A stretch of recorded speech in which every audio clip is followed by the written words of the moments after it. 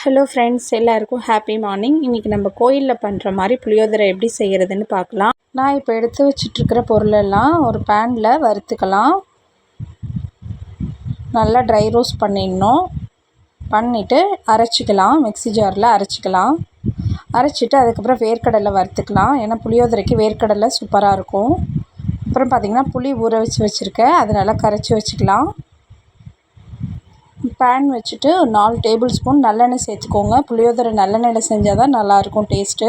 அப்புறம் கொஞ்சம் கடுகு, ஒரு காஞ்ச மிளகா, கொஞ்சோண்டு கருவேப்பிலை சேர்த்துக்கோங்க.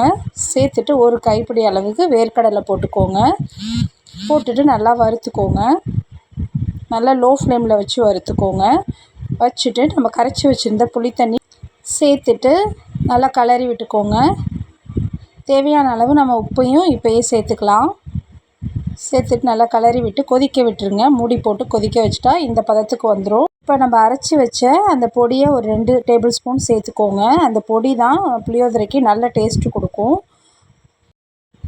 இந்த அளவுக்கு திக்னஸ் வந்ததும் இறக்கி வச்சுக்கலாம். பாருங்கள், நல்லா திக்காக வந்திருக்கு. வேர்க்கடலாம் நல்லா வெந்துட்டுருக்கு. இப்போ பார்த்திங்கன்னா புளியோதரைக்கு எப்போயுமே உருளைக்கிழங்கு தான் சூப்பராக இருக்கும். இப்போ உருளைக்கிழங்கு ரெடி பண்ணியாச்சு. அப்புறம் பார்த்திங்கன்னா சாப்பாடு கிளறிக்க வேண்டியதான். சாப்பாடு கிளறும் போதும் நல்லெண்ணெய் விட்டு கிளறணும். கோயில் புளியோதரை ரெடி ஆகிடுச்சு.